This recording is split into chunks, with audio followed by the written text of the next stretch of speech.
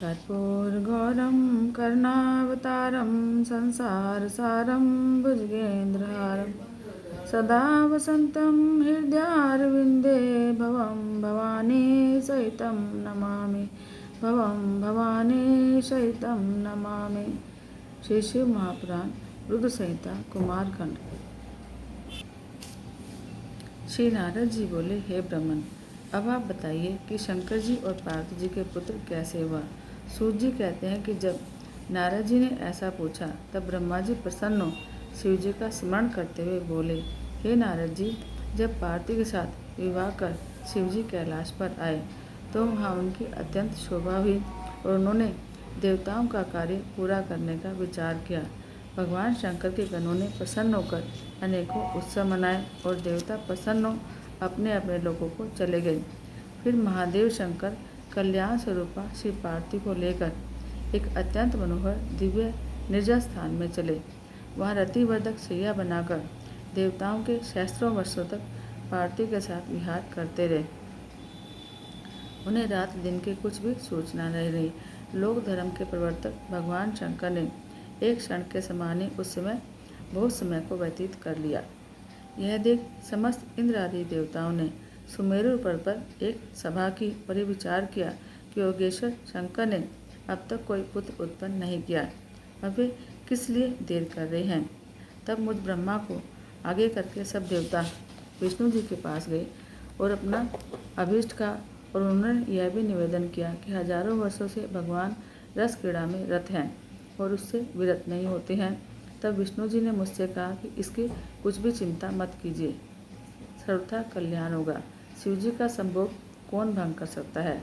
हजारों वर्ष पूर्ण होते ही वे स्वयं अपनी इच्छा से विरही हो जाएंगे। जो मनुष्य किसी स्त्री पुरुष का वियोग करता है उसे जन्म जन्म में स्त्री पुरुषों का वियोग सहना पड़ता है। अतएव इसका यही उपाय है कि 1000 वर्ष बीतने पर तुम लोग शिव जी के पास जाकर वहाँ ऐसा कोई उपाय करो जिससे उनका वीर्य पृथ्वी पर आ पड़े। उसी वीर्य से उनके स्कंद नामक पुत्र का जन्म होगा। पर इस समय तुम सभी देवता अपने स्थान पर जाओ और शिव जी को पार्वती के साथ विहार करने दो। अब कमलाकांत विष्णु सब देवताओं से ऐसा कहकर अपने अंतःपुर में चले गए और देवता भी अपने धाम को गए। फिर तो उन शक्ति और शक्तिमान के विहार से बाहर से आक्रांत हो पृथ्वी काँप उठी। तीनों लोकों में भय व्याप्त हो गया। तब मुझे साथ ले सब देवता विष्णु जी के पास फिर पहुँचे।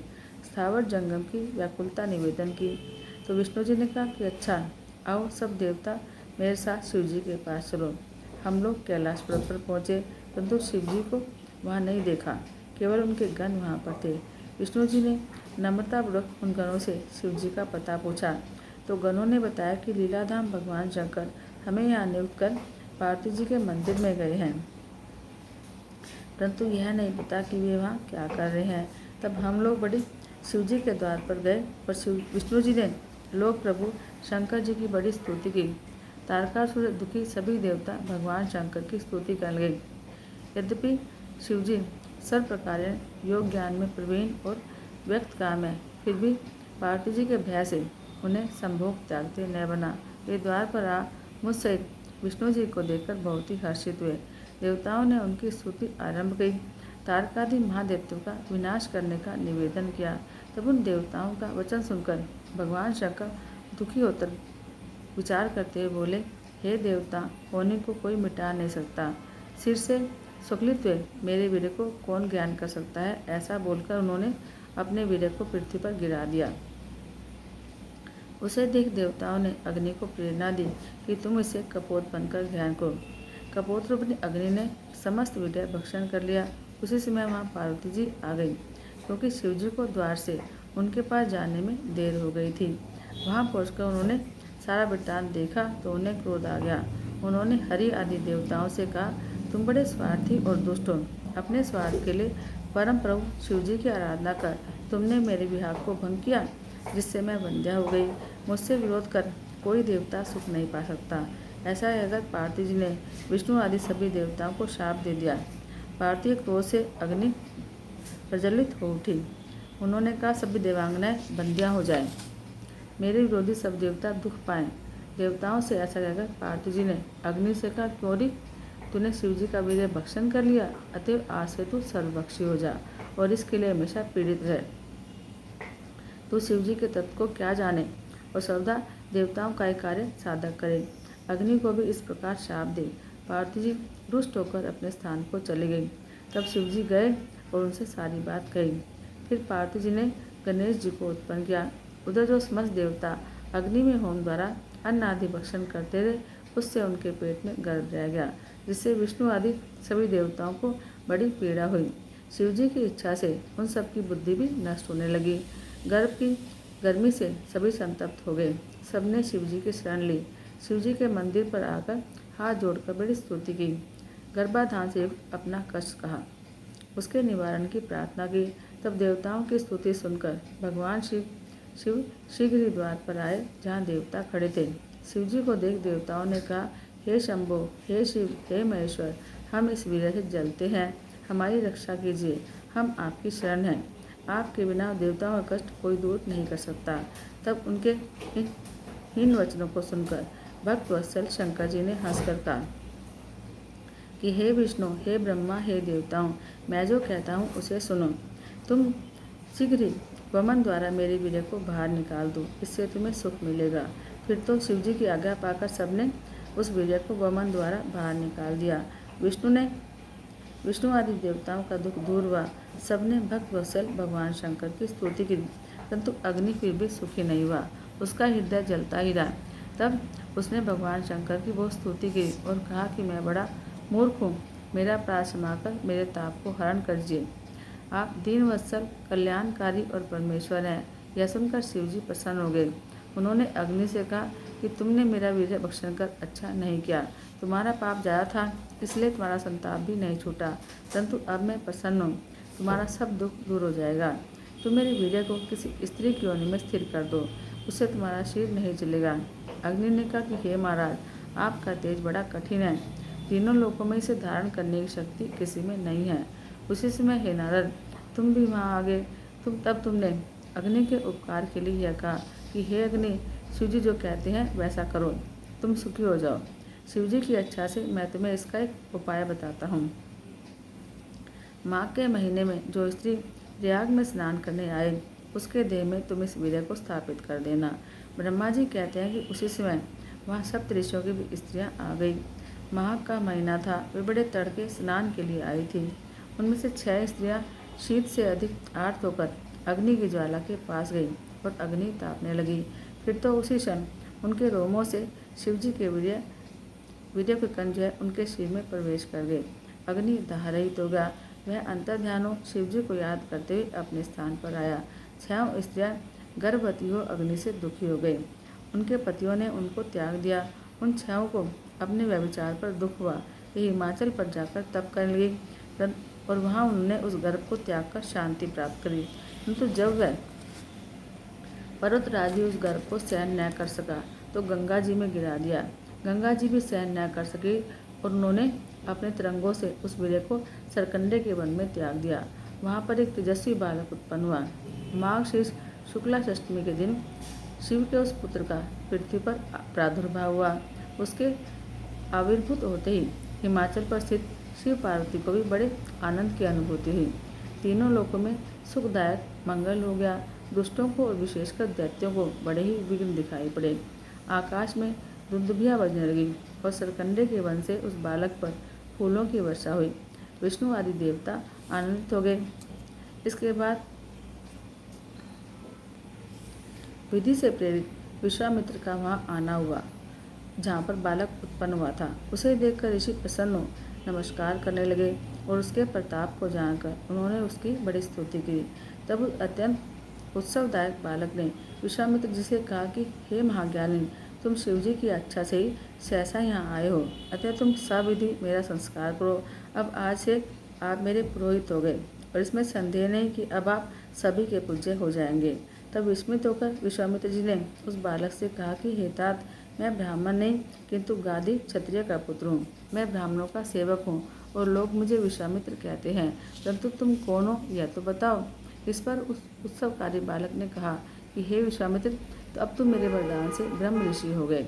निस्संदेह अब वशिष्ठ आदि महर्षि तुम्हारे प्रशंसक होंगे। मैं आज्ञा देता हूँ कि तुम मेरा संस्कार करो और यह गुप्त रहस्य किसी को बताना मत। फिर तो विश्वामित्र जी ने उस बालक का जातकर संस्कार किया और उस बालक ने भी प्रसन्न होकर उन्हें सच्चा ज्ञान प्रदान किया। हे तात, यह तो मैंने उस बालक की एक लीला कही, अब उसकी दूसरी लीला सुनो।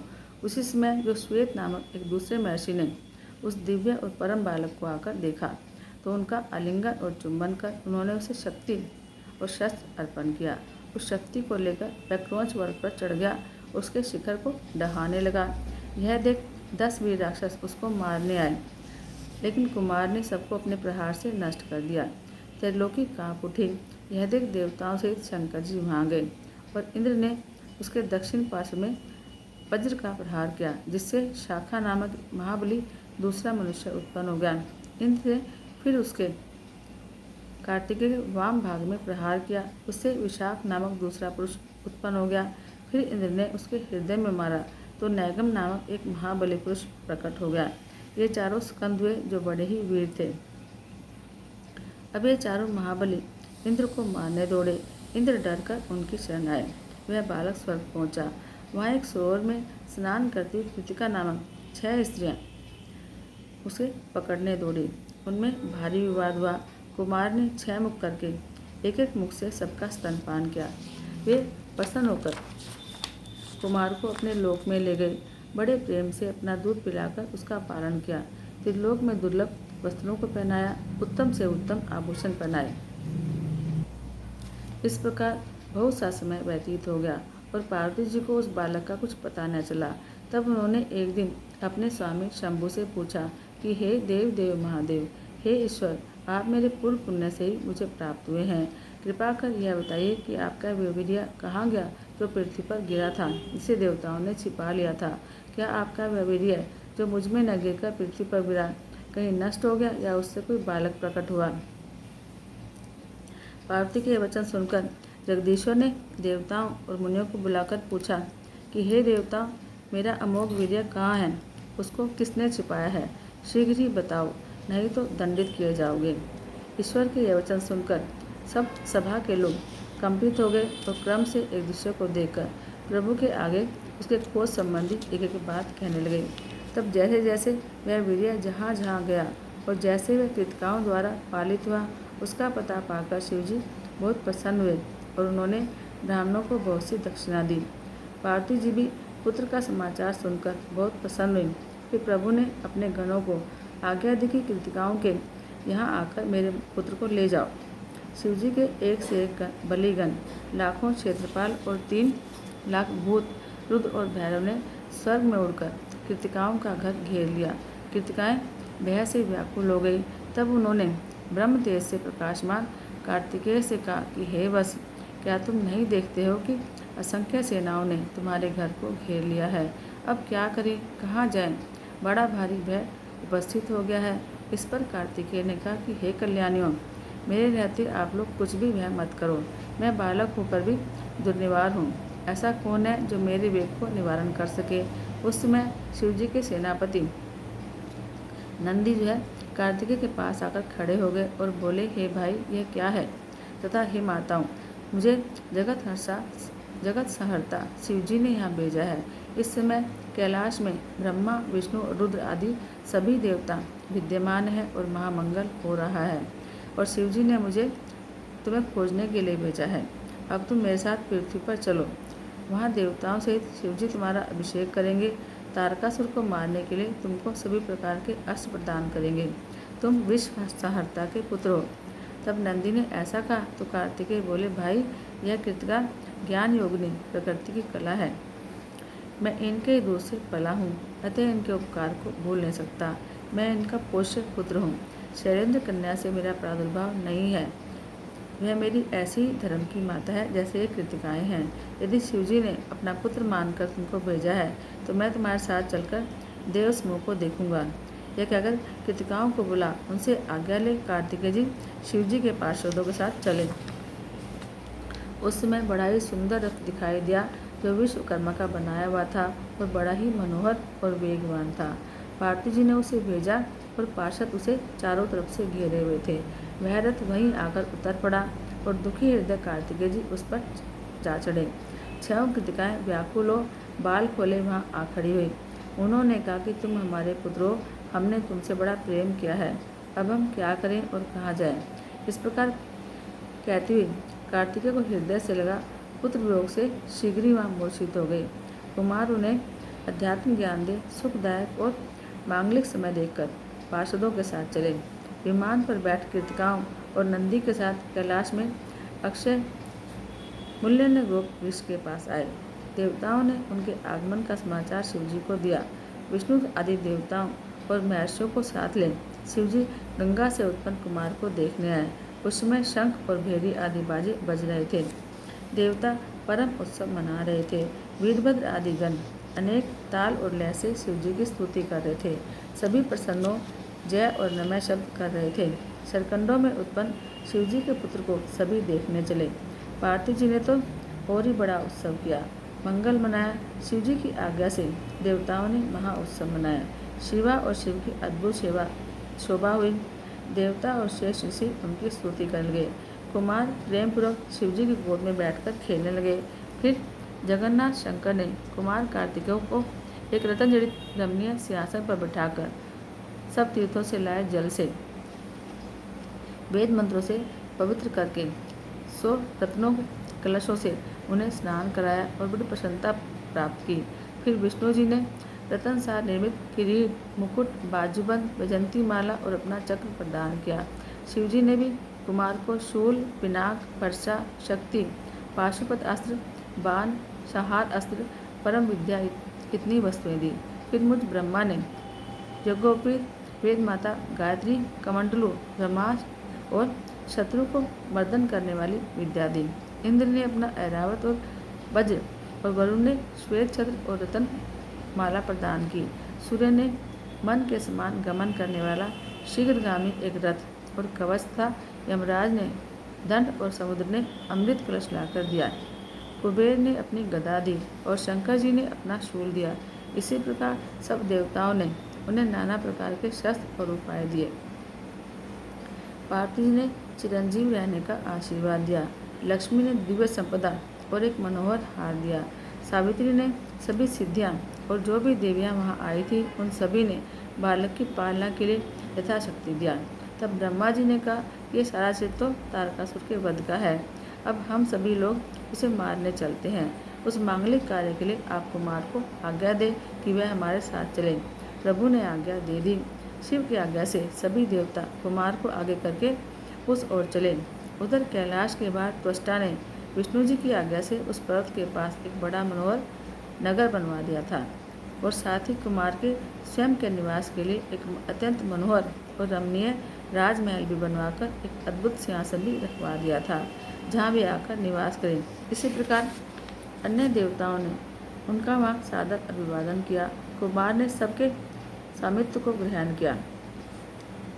तब वहाँ स्थित हो कार्तिकेय जी ने भक्तिदायिनी कई कथाएं कही। फिर एक नारद नामक ब्राह्मण उनकी शरण में आया। उसने कार्तिकेय के पास जाकर स्तोत्रों से नम स्तुति करी और कहा कि ये स्वामी, मेरा कष्ट दूर कीजिए, मैं आपकी शरण में हूँ। मैं यह अजमेर यज्ञ कर रहा था, जो अज अपना बंधन तोड़ न जाने कहाँ चला गया है।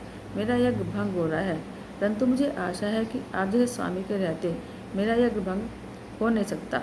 आप अखिल ब्रह्मांड के स्वामी हैं और सेवा योग्य समझकर सब देवता आपकी सेवा करते हैं।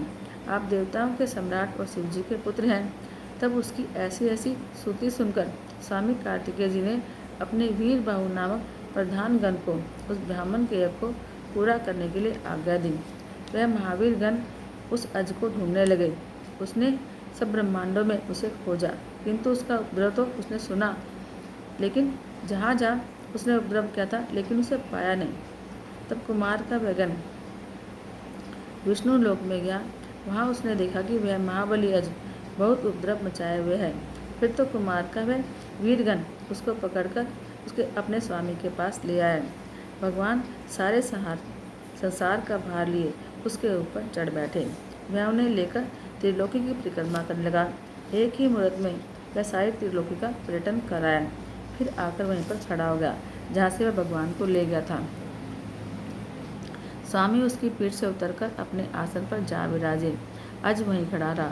तब नारद ने कार्तिकेय जी से कहा कि हे देव, अब इस अज को मुझे दे दीजिए, मैं आनंद से अपना यज्ञ करूं। तब आप मुझसे ऐसा ही सखा भाव रखने की कृपा कीजिएगा। तब कार्तिकेय जी ने कहा कि हे विप्र नारद, यह अज वध के योग्य नहीं है। आप अपने घर जाइए। मैं प्रसन्नता से यह वर देता हूँ कि आपका यज्ञ पूरा होगा। ब्राह्मण ने अपने घर का मार्ग लिया। तब हरि आदि देवताओं पर इसका और भी प्रभाव पड़ा और वे ताल ठोककर सिंहनाद करने लगे। अब वे ताल ठोककर कुमार को आगे कर तारकासुर को मारने चले। उधर तारक ने भी देवताओं से युद्ध की तैयारी करने की यात्रा की। फिर वे सब देवता कुमार को आगे कर पृथ्वी और सागर के संगम पर आए। तब तक तारक भी दैत्यों को साथ लेकर वहां पर पहुंच गया। बादलों के समान रण दुंदुभी और भी कर्कश बाजे बजने लगे। पृथ्वी को कंपित करने वाला देवताओं और तारक के दैत्यों का युद्ध शुरू हुआ। चरणों और संगाओं में प्रहार होने लगे। देवताओं की ओर से इंद्र कार्तिकेय कुमार को हाथी पर चढ़ा आगे हुए। उसके पीछे लोकपालों से देवताओं की बड़ी भारी सेना थी। तब तक कुमार इंद्र का हाथी छोड़ एक दूसरे रत्नजड़ित यान पर जा चढ़े। प्रचेता ने उन पर एक कांतिमान छत्र रखा जिसमें चंद्रमा की किरणें निकल रही थी और जो बड़ा ही प्रभाव वाला था। उसी समय दोनों पक्षों ने भयानक युद्ध शुरू किया। क्षण मात्र में पृथ्वी रुंड मुंडों से व्याप्त हो गई। सैकड़ों और हजारों वीर कट कट कर पृथ्वी पर गिरने लगे। कमंद नाचने लगे। रक्त की नदियां बहने लगी। सैकड़ों भूत प्रेत आ गए। गीदड़ और गिदड़ी अनेक प्रकार से मांस खाने लगे। उसी समय महाबली तारक ने एक बड़ी सेना लेकर देवताओं पर आक्रमण किया। युद्ध में उल्लसित इंद्र आदि देवता उसे रोकने लगे, परंतु वह न रुका। फिर देवताओं ने अद्भुत पराक्रम दैत्यों का नाशकारी बड़ा युद्ध किया। इतने में द्वितीयपुर तारक अकेले इंद्र से युद्ध करने लगा, मानो यमराज और जंप युद्ध कर रहे हों। यह देखकर अन्य देवता भी दैत्यों से अलग अलग युद्ध करने लगे। जब इस प्रकार देवताओं और दैत्य ने विनाशकारी युद्ध शुरू किया तो दैत्यराज तारक ने अपनी परम शक्ति को उठाकर इंद्र पर चला दिया, जिससे इंद्र घायल हो तत्काल ऐरावत से गिर पड़े। इसी प्रकार अपनी रणकुशलता से असुरों ने सभी लोकपालों को हरा दिया और अन्य देवताओं को भी मार मार कर भगा दिया। असुर विजयी हो सिंहनाद करने लगे। बड़ा कोलाहल मचा। यह देखकर वीरभद्र को बड़ा क्रोध आया। वह वीरगणों से वेष्टित हो तारक के निकट जा उसे भीषण मार मारने लगे। सभी दैत्य मिलकर उससे भीषण युद्ध करने लगे। त्रिशूल, रिष्टि, पाश, खड्ग, फरसा और पट्टिस आदि आयुधों का प्रयोग हुआ। इसी प्रकार वीरभद्र ने त्रिशूल मारकर तारक को घायल कर दिया।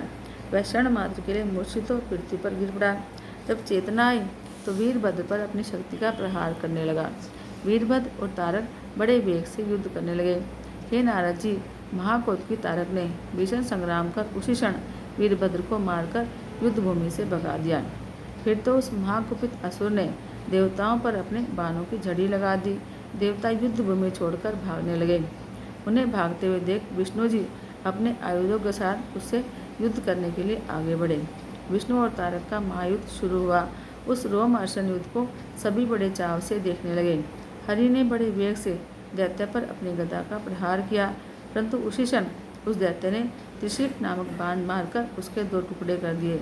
तब भगवान ने क्रुद्ध हो अपना शांख धनुष उठा उस पर धनुष चढ़ाकर उस तारक नायक पर प्रहार किया। असुर उसके बाणों को काटने लगा। फिर शक्ति उठा विष्णु जी को जो मारा तो वह मूर्छित होकर धरती पर गिर पड़े, परंतु क्षण मात्र में ही उठकर उन्होंने अपना सुदर्शन चक्र चला दिया। चक्र से ताड़ित असुर पृथ्वी पर गिर पड़ा। फिर उठकर वह चक्र को छेदते हुए विष्णु जी को ताड़न करने लगा। विष्णु जी उस पर गदा का प्रहार करने लगे। जब मैंने इस प्रकार तारक से युद्ध करते देखा तो कुमार के पास जाकर कहा कि हे देव, मैंने तारक को वर दिया है जिससे विष्णु आदि किसी के मारने से नहीं मरेगा। आप इससे युद्ध कीजिए, क्योंकि हे पार्वती पुत्र, यह आपके सिवा और किसी के मारे नहीं मरेगा। मेरी इस वाणी को सुनकर शंकर तनय कुमार रथ से उतर पैदल ही चल पड़े और एक परम कांतिमान उल्का के समान अपनी शक्ति को उठाया। तब देवताओं को मारने वाले तारक ने उन्हें देखकर कहा, क्या शत्रुओं पर प्रहार करने वाला वह कुमार यही है परंतु मैं एक ही वीर इस कुमार को और सब वीरों सहित तुम्हारे सब लोकपालों और गणों को युद्ध में मार सकता हूँ। ऐसा कहकर वह महाबली कुमार की ओर वक्र दृष्टि से देखता हुआ अपनी एक परम अद्भुत शक्ति को धारण कर युद्ध करने चला। फिर देवताओं से कहा, अरे मूर्खों, तुमने इस वक्त बालक को मेरे सामने क्यों किया? क्या तुम सभी को और विशेषकर इस विष्णु को ऐसा करते लज्जा नहीं आती? परंतु क्यों आए? यह विष्णु तो हमेशा से निर्लज, दोषी, छली और अविवेकी है। इसी प्रकार तो इसने न जाने कितने छल और पाप किए हैं। यह इंद्र भी ऐसा ही है। देखो न, इन्होंने इस बालक को मेरे सामने कर दिया है। अब मैं जो इस बालक को मारूंगा तो इसका पाप इन दोनों को लगेगा। किंतु हे बालक, तुम्हें तो अपने प्राण बचाने चाहिए। जा, तू भाग जा, मैं तुझे नहीं मारूंगा। इंद्र और विष्णु की इस निंदा से तारक का पुण्य कम हो गया। उस समय इंद्र ने अपना वज्र चलाकर उस पर प्रहार किया तो वह पृथ्वी पर गिर पड़ा। लेकिन फिर गुस्से में उठ खड़ा हुआ और ऐरावत पर बड़े चढ़े इंद्र को अपनी शक्ति के प्रहार से धराशायी कर दिया। इंद्र के गिरने से देवताओं में हाहाकार मच गया। तारक ने उस गिरे हुए इंद्र को अपने पैर से भी प्रताड़ित किया। इससे भी उसका धर्म क्षीण हुआ। यह देख विष्णु जी ने उस पर अपना चक्र चलाया। विष्णु जी के चक्र से उसे ताड़ित हुआ देखकर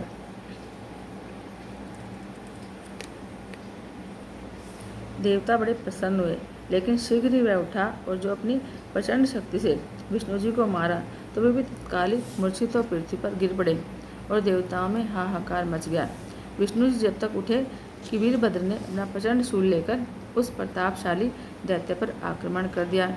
उसके लगने से तारकासुर धरती पर गिर पड़ा, लेकिन फिर उठकर उसने अपनी शक्ति चला वीरभद्र को भी धराशायी बना दिया। क्षण भर के लिए वीरभद्र को मूर्छा आ गई। देवता हाहाकार करने लगे। तारकासुर महाकाल के समान चमकने लगा। अब शिवजी के चरणों का ध्यान कर कुमार अपने असंख्य गणों को साथ लिए उस दुर्जय असुर को मारने के लिए उनसे युद्ध करने लगे। देवताओं ने जय जयकार की और ऋषियों ने अपनी श्रेष्ठ वाणी से उनकी स्तुति की। तारकासुर और कुमार का भयानक युद्ध शुरू हुआ। दोनों वीर हाथ में शक्ति लेकर परस्पर युद्ध करने लगे। दोनों महाबली एक दूसरे पर भीषण प्रहार करने लगे। मंत्रों से दोनों परस्पर युद्ध करने लगे। एक दूसरे के साधक हुए। एक ने दूसरे के वध की इच्छा से युद्ध किया। दोनों के अंग प्रत्यंग घायल हुए। सब देवता और गंधर्व बैठकर संग्राम देखने लगे और यह कहने लगे कि देखें किसकी विजय होती है। कार्तिकेय ने शीघ्र ही तारक की छाती पर अपनी शक्ति चला दी। इसके उत्तर में तारक ने भी कुमार पर अपनी शक्ति छोड़ी। उसके आघात से शंकर पुत्र मूर्छित हो गए, परंतु महर्षियों से प्रार्थित होते ही क्षण मात्र में उठ बैठे और सिंह के समान गर्जन कर फिर उस पर अपनी शक्ति छोड़ी। दोनों ने शक्ति से एक दूसरे को आघात पहुंचाया। फिर भी पार्थिव जी और शंकर जी को मन ही मन प्रणाम करते हुए तारक को मारने के लिए कुमार ने अपनी एक दूसरी प्रबल शक्ति उठाई और शीघ्र ही उसे असुर पर चला दिया।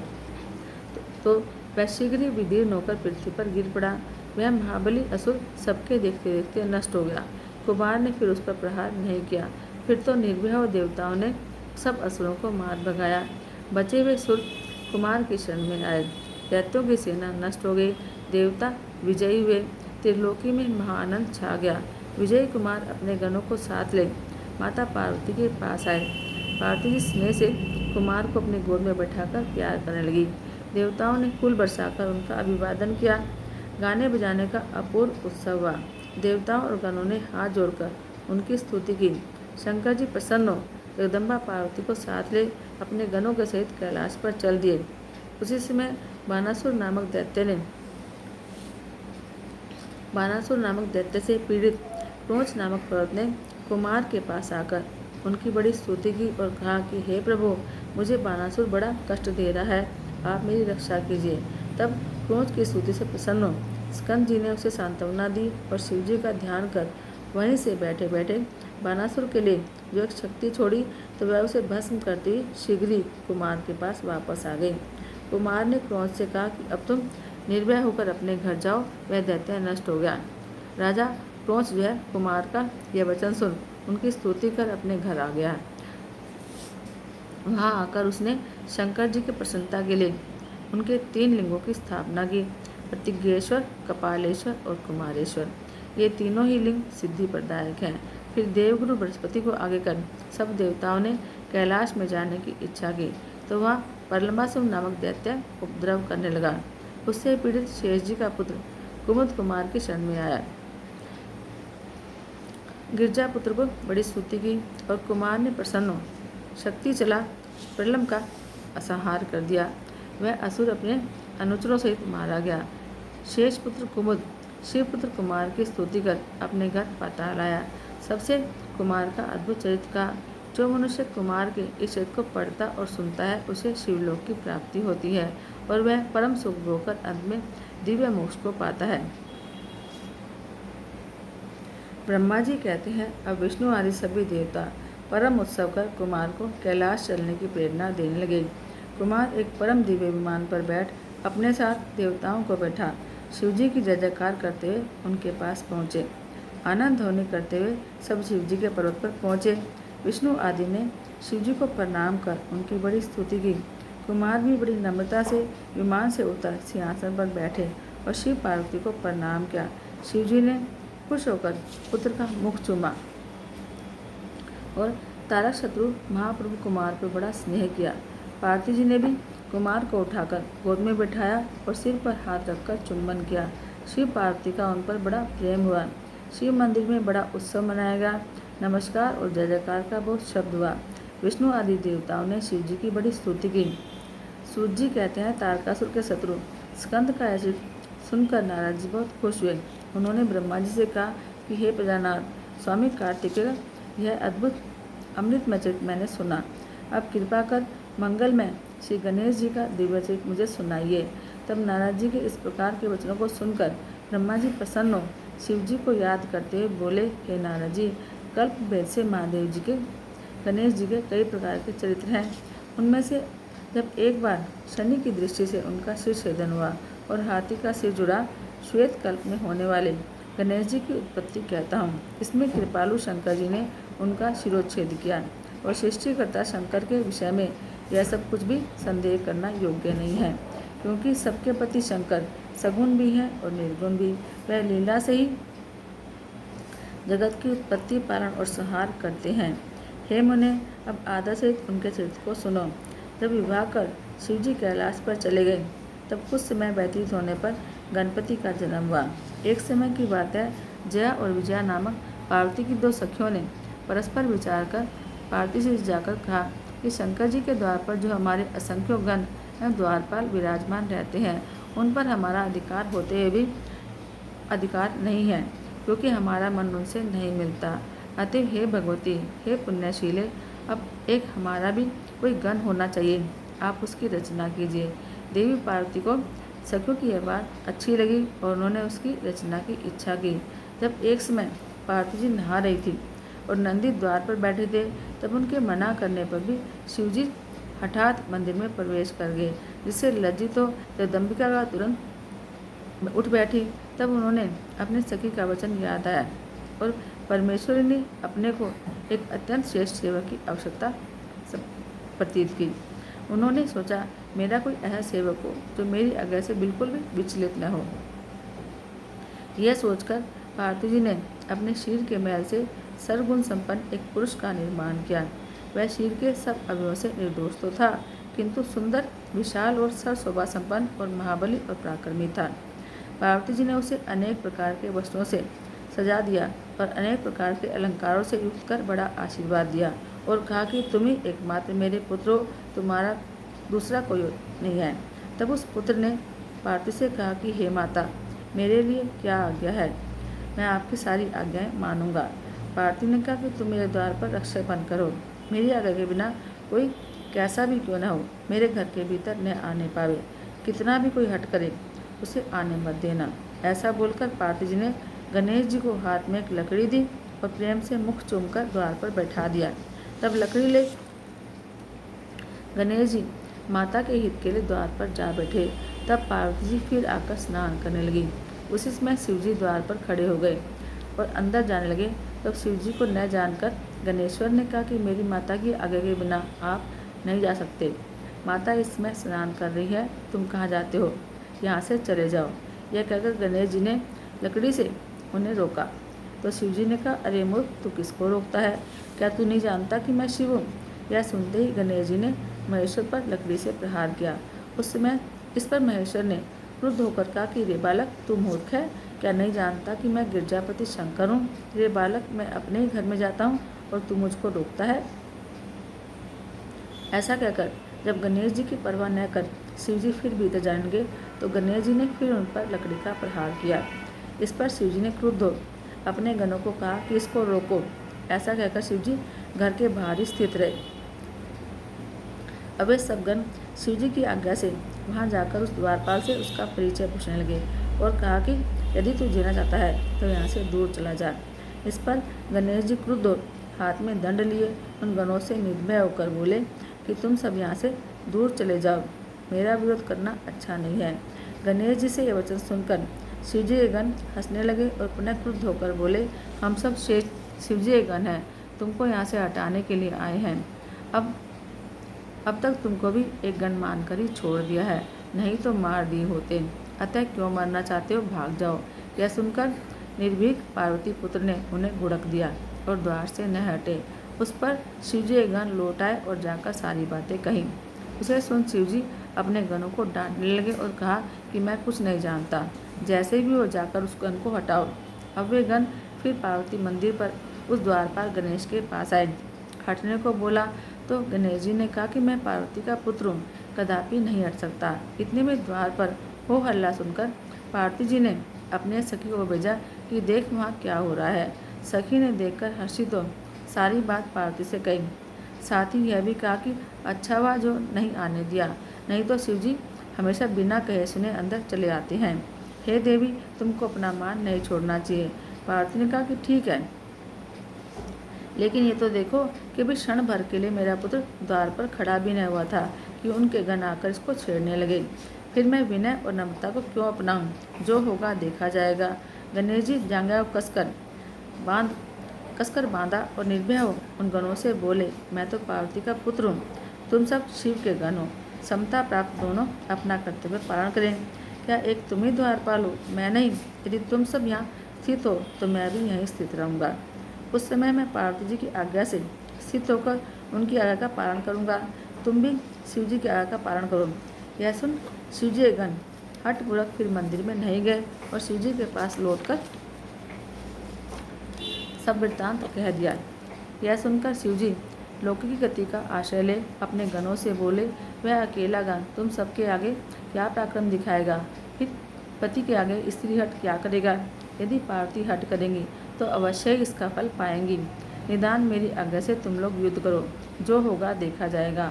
ऐसा कहकर लौकिक लीला करने वाले शिव जी चुप हो गए। अब शिव जी की आज्ञा पाकर सब गण जो है निर्भय होकर वापस शिव जी के मंदिर पर आए। इधर गणेश जी भी सजे हुए तैयार थे। शिव गणों को देखकर गणेश जी ने उनसे कहा कि मैं अकेला अपनी माता की आज्ञा का पालन करूंगा। आज तुम सब मुझ अकेले पार्वती पुत्र का बल देखो। यह सुनकर शिव जी गण अनेक प्रकार से आयुध ले उस पर टूट पड़े। अकेले गणेश जी शिव जी के असंख्य गणों से युद्ध करने लगे, परंतु शिव जी का कोई भी गण उनसे युद्ध में हार न सका। उन अकेले ने ही उन सबको मार मार कर भगा दिया। सैकड़ों और हजारों की संख्या में वे गण भागने लगे। गणेश जी लौटकर फिर द्वार पर आकर खड़े हो गए। नारद जी की प्रेरणा से विष्णु आदि देवता शिव जी के पास गए और स्तुति करके युद्ध का वृत्तांत पूछा। शिव जी ने कहा कि मेरे मंदिर के द्वार पर एक बड़ा बलवान बालक हाथ में लकड़ी लिए बैठा है, जो घर में जाता हूँ तो जाने नहीं देता। यदि ब्रह्मा चाहे तो वहाँ जाकर इस क्लेश को दूर करें। यह सुनकर शिव जी की माया से मोहित हो मैं ब्रह्मा कुछ ऋषियों को साथ ले उस बालक के पास गया। मुझे आते देख बालक गणेश क्रोधवश दौड़कर मेरी दाढ़ी मूछ नोचने लगा। तब मैंने कहा कि हे देव, क्षमा करो, मैं युद्ध के लिए नहीं आया हूँ, मैं ब्रह्मा हूँ, मेरे ऊपर कृपा करो, मैं शांति स्थापित कराने आया हूँ। मैं ऐसा कह ही रहा था कि बालक गणेश ने परिघ उठा लिया। मैं वहाँ से भाग चला। उसने मेरे सब साथियों को परिघ से ताड़ित किया। फिर तो मैंने शिव जी के पास आकर सारी बात कही। उसे सुनकर भगवान शंकर को क्रोध आ गया। उन्होंने इंद्र आदि देवताओं और अपने भूत बैताल आदि गणों को गणेश जी से युद्ध करने की आज्ञा दी, परंतु कार्तिकेय आदि वीरों सहित शिव जी सब गणों का प्रयास बेकार हो गया। अकेले बालक गणेश ने मार मार कर सबके छक्के छुड़ा दिए। एक ही बालक ने शिवजी की समस्त सेना को विचलित कर दिया। एक ने ही सब इंद्रादि देवताओं को युद्ध से विरक्त कर दिया। परंतु महाबली कार्तिकेय अब तक भी उस स्थान पर स्थित रहे। शेष सभी शिवजी के पास भाग आए। तब उनसे सब वृत्तांत सुनकर परम कुपित रुद्र स्वयं ही वहाँ पर गए और चक्रधारी विष्णु की सारी सेना भी उनके पीछे चली।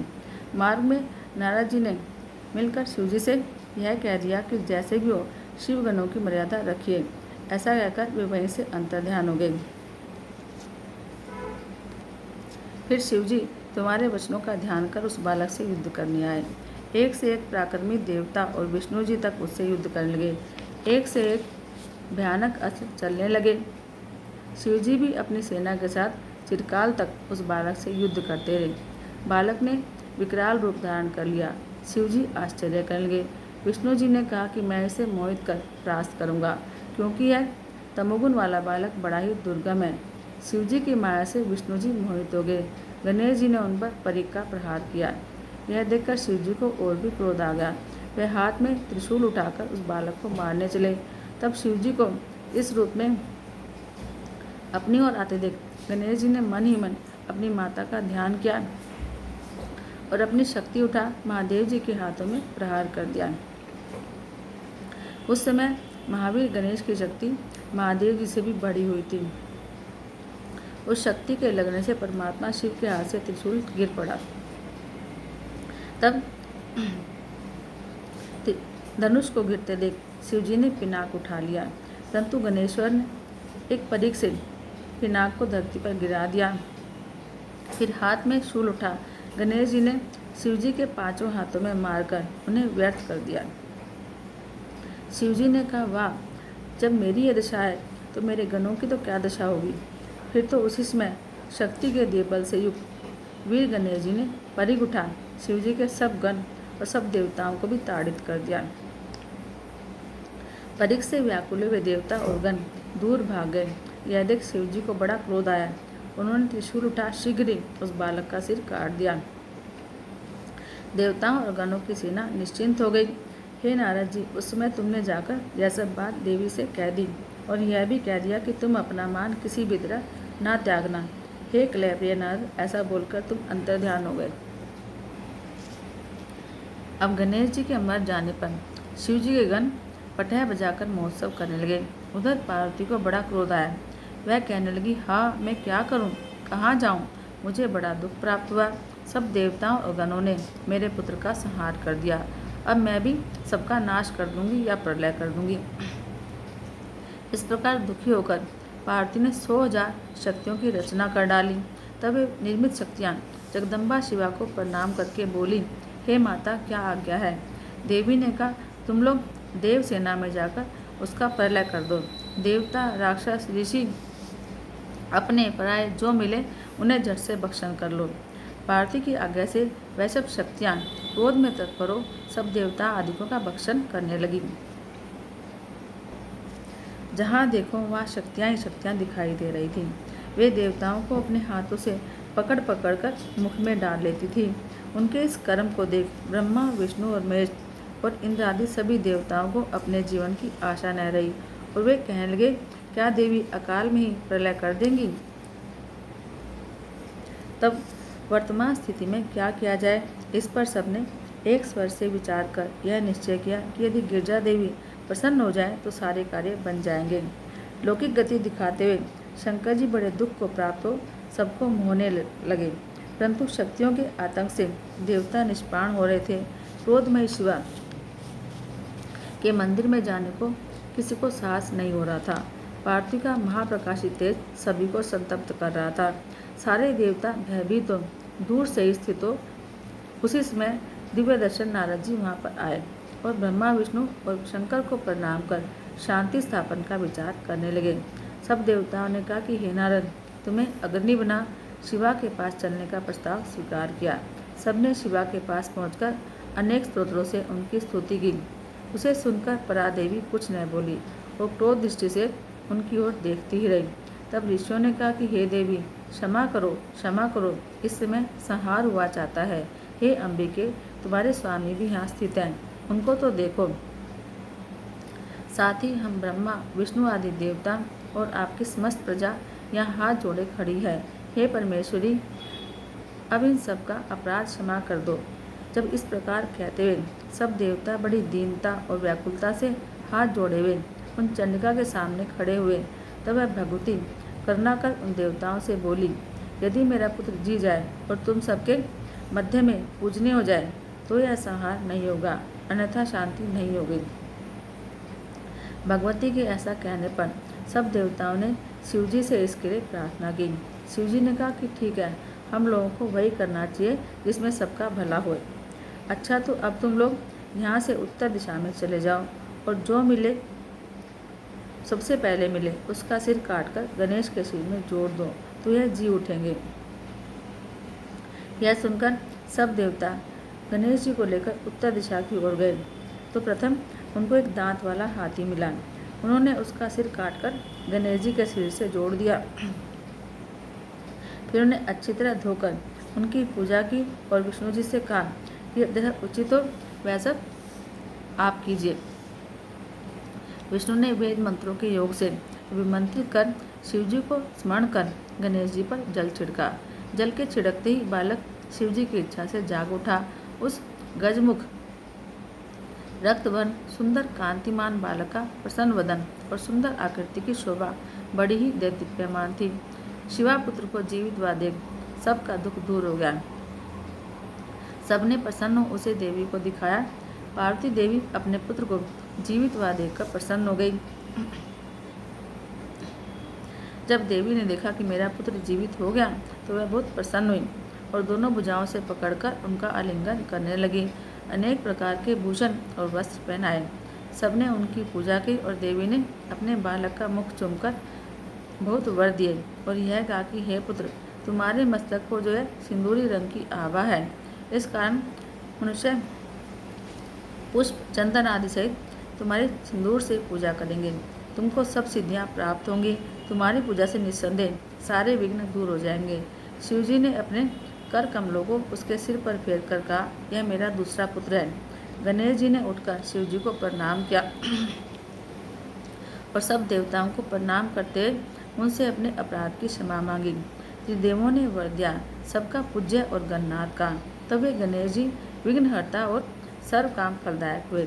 साथ ही त्रिदेवों ने यह भी कहा कि पहले मनुष्य इनकी पूजा करेंगे, फिर पहले शिवजी ने सभी मांगलिक वस्तुएं मंगाकर गणेश जी की पूजा की। फिर विष्णु जी ने, फिर मुझ ब्रह्मा ने, फिर पार्वती ने और इसके पीछे अन्य सभी देवताओं ने बड़े आदर से उनकी पूजा की। फिर सब देवताओं ने एक स्वर से गणेश जी को सर्वाध्यक्ष बनाकर अनेकों वर दिए। हे मुनीश्वर,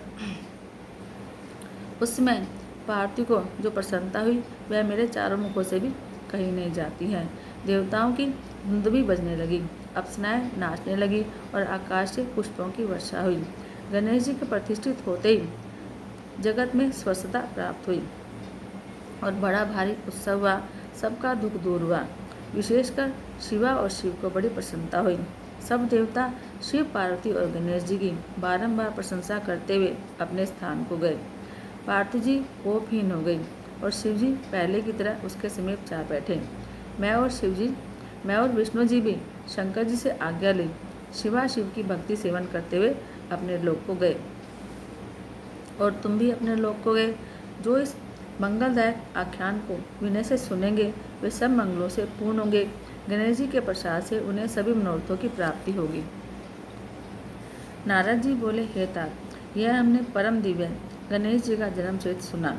हे सुरेश्वर, इसके बाद फिर क्या हुआ? शिवा शिव के इस पराक्रमपूर्ण यश की वह सब कथा मुझे सुनाइए जो परम आनंददायक है। ब्रह्मा जी बोले, हे मुनिश्रेष्ठ, यह आपने अच्छा प्रश्न किया है। हे ऋषितनय, ध्यान देकर सुनो, मैं कहता हूँ। अब गणेश जी माता पिता के पालन करने से दिन दिन बढ़ने और बड़ी प्रीति से सर्वदा खेल कूद करने लगे। कुमार भी साथ में ही थे। दोनों पुत्र भक्तिपूर्वक माता पिता की सेवा करते हुए आपस में प्रेम वृद्धि को प्राप्त हुए। एक समय जब शिव पार्वती प्रेम से एकांत में बैठे हुए यह विचार कर रहे थे कि अब दोनों पुत्रों को विवाह कर दिया जाए, तब माता पार्वती की इस इच्छा को जानकर दोनों कुमारों ने एक साथ ही विवाह की इच्छा प्रकट की और कहा कि पहले मैं विवाह करूंगा, पहले मैं विवाह करूंगा। ऐसा कहकर दोनों आपस में विवाद करने लगे। अब जगतवंद शंकर पार्वती लोकाचार की दृष्टि से परम आश्चर्य में पड़ गए। उन्होंने सोचा कि किस प्रकार दोनों का विवाह किया जाए। यह सोचकर दोनों ने एक अद्भुत युक्ति निकाली। एक समय शिव ने उन्हें बुलाकर कहा कि देखो, हमने तुम दोनों के सुख के लिए यह नियम किया है, तुम दोनों ही हमारे लिए एक समान हो, न कोई छोटा न कोई बड़ा। इस कारण तुम्हारे लिए हमने यह प्रतिज्ञा की है कि जो पहले सारी पृथ्वी की परिक्रमा करके हमारे पास आएगा, उसका विवाह पहले किया जाएगा। तब माता पिता के यह वचन सुनकर महाबली कार्तिकेय जी उसी क्षण पृथ्वी प्रदक्षिणा के लिए चल पड़े और बुद्धिमान गणेश जी अब तक वहाँ टिके रहे और बार बार सोचने लगे कि क्या करूँ, कहाँ जाऊँ, मुझसे तो एक कोस भी चला नहीं जाता, फिर पृथ्वी की प्रदक्षिणा करना तो बहुत बड़ा काम है, ये बहुत कठिन है। यह विचार कर गणेश जी अपने घर में जा स्नान ध्यान कर माता पिता से बोले कि आप दोनों सिंहासन पर बैठिए, मैं पूजा करूँगा। पार्वती और शंकर गणेश जी की पूजा ग्रहण करने बैठे। गणेश जी ने उन दोनों की पूजा करके प्रदक्षिणा करी, फिर हाथ जोड़कर प्रेमपूर्वक माता पिता की स्तुति करके बोले, आप मेरा विवाह कर दें। शिव ने कहा, क्या तुम पृथ्वी की परिक्रमा कर आए? कुमार गए हैं, जाओ तुम भी शीघ्र परिक्रमा करके आओ। गणेश जी माता पिता के वचन सुनकर किंचित क्रोध से बोले, हे माता जी, हे पिताजी, आप दोनों कर्म रूप स्वयं ही बड़े बुद्धिमान हैं, अतः मेरी यह बात सुनिए कि जब मैंने आपके साथ परिक्रमा कर ली, तब फिर आप कैसे कहते हैं कि पृथ्वी की परिक्रमा करके आओ। शिव ने कहा कि हे पुत्र, तुमने इस महान पृथ्वी की कब प्रदक्षिणा करी है? गणेश जी ने कहा, जब मैंने आप दोनों की पूजा और परिक्रमा कर ली तो सारी पृथ्वी की परिक्रमा अपने आप ही हो गई। यदि यह वेद शास्त्र सम्मत हो तो आप भी मानिए, अन्यथा नहीं। वेद शास्त्र भी कहते हैं कि वही आपको करना भी चाहिए, अन्यथा शास्त्र असत्य हो जाएगा। अतः अब आपको शीघ्र ही मेरा विवाह कर देना चाहिए। ऐसा कह बुद्धिमानों में श्रेष्ठ महाज्ञानी पार्वती पुत्र चुप हो गए। तब विश्व के माता पिता पार्वती शंकर गणेश जी के वचन सुनकर बड़े ही आश्चर्य में पड़े और पुत्र की विलक्षण बुद्धि की प्रशंसा करके बोले, हे पुत्र, अवश्य ही तुम्हारा कहना यथार्थ है। तुमने जो कुछ किया है उसको कोई भी नहीं कर सकता। तुम्हारी बात हम दोनों ने मान ली। इस प्रकार बुद्धिमान गणेश को आश्वासन देकर शिव पार्वती ने उनके विवाह की इच्छा की। उसी समय विश्वरूप प्रजापति ने शिव के पास जाकर अपनी सिद्धि और बुद्धि नामक दोनों कन्याओं के विवाह की बातचीत शुरू करी। शिव ने उनका प्रस्ताव स्वीकार कर लिया और उनके साथ गणेश का विवाह निश्चित कर दिया। पार्वती और शंकर के विवाह की तरह ही सब देवता इस विवाह में आए। विश्वकर्मा ने शंकर जी के पुत्र गणेश जी का विवाह किया। सब देवता और ऋषियों ने बड़ी प्रसन्नता व्यक्त की। गणेश जी भी बहुत प्रसन्न हुए। कितने ही समय के बाद गणेश जी की दोनों स्त्रियों से दो सुंदर पुत्र उत्पन्न हुए। सिद्धि से क्षेम और बुद्धि से लाभ नामक पुत्र उत्पन्न हुआ। इस प्रकार जब तक गणेश जी ने अचिंत्य सुख भोग लिया, तब तक पृथ्वी की प्रदक्षिणा कर कार्तिकेय भी लौट आए। परंतु जब घर पहुंचने ही वाले थे कि इसके पहले ही उनके नारद जी से भेंट हो गई। उन्होंने उससे कह दिया कि अब घर जाना बेकार है। तुम्हारे माता पिता ने जैसा किया है वैसा कोई भी इस लोक में नहीं कर सकता। तुमको तो पृथ्वी प्रदक्षिणा के लिए भेज दिया, उधर गणेश जी का परम शोभन विवाह कर दिया। प्रजापति विश्व की दोनों कन्याएं, उनकी दो स्त्री हैं, उनके पुत्र भी हो चुके हैं। इस प्रकार उन्होंने तुमको छला है। मेरी समझ से तुम्हारे माता पिता ने तुम्हारे साथ यह अच्छा नहीं किया। सत्य ही है, यदि माता बेच दे या बेच दे या यदि राजा सब कुछ हरण कर ले, फिर किससे कहें। हे नारद जी, तुमसे ऐसी बातें सुनते ही कुमार के क्रोध की सीमा न रही। किसी प्रकार वे घर तक तो पहुँचे, लेकिन माता पिता को प्रणाम कर तुरंत उनके मना करने पर भी क्रौंच पर्वत पर तप करने चले गए। तब शिव पार्वती ने बहुत पूछा तो कह दिया कि आप दोनों ने मेरे साथ कपट का व्यवहार किया है। कुमार के विरह में पार्वती जी को बहुत दुख हुआ। वे दीनतापूर्वक शंकर जी से कह सुनकर उन्हें साथ ले क्रौंच पर्वत पर गईं। तब पार्वती और शंकर को वहां आते देख कुमार विरक्त तो वहां से अन्यत्र चले गए। शंकर पार्वती ने वहां जाकर कुमार से भेंट की। तब से उन दोनों स्थानों में कार्तिकेय कुमार से शंकर पार्वती का महात्म्य अब तक माननीय है। इस कथा को पढ़ने और सुनने से सारी मनोकामनाएं पूरी होती हैं। हर हर महादेव इति श्री रुद्र संहिता कुमारखंड संपूर्णम। बोलो शंकर भगवान की जय।